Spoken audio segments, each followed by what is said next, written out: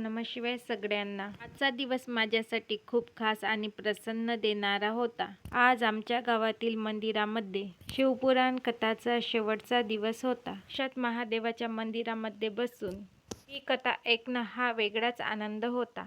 प्रदीप मिश्राजींच्या शिवपुराण कथेत आपण काही नवीन शिकलो, पण प्रत्यक्ष मंदिरामध्ये जाऊन महादेवाच्या चरणी दर्शन घेऊन सर्वांसोबत मिळून जेव्हा ही कथा ऐकतो तेव्हा तिथली ऊर्जा काही वेगळीच असते.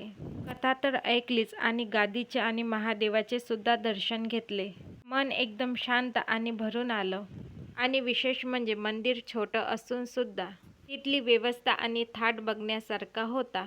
सोबतच कथा ऐकणाऱ्याची गर्दी आणि प्रसादाची गर्दी भरपूर झालेली होती. महाप्रसादाचा थाट पण मोठा होता. भक्तिभावाने आम्ही सर्व मिळून प्रसादाचा लाभ घेतला. माझ्या मुलासोबत आणि माझ्या शेजारच्या ताईसोबत हा वेळ घालवायला खूप छान वाटलं. असं म्हणतात ना, देवाची भक्ती आणि हीच आपली खरी शक्ती आहे. आजचा हा पूर्ण दिवस भक्तिमय आणि चैतन्यमय गेला. जाता जाता तेवढं लाईक आणि सबस्क्राईब करा.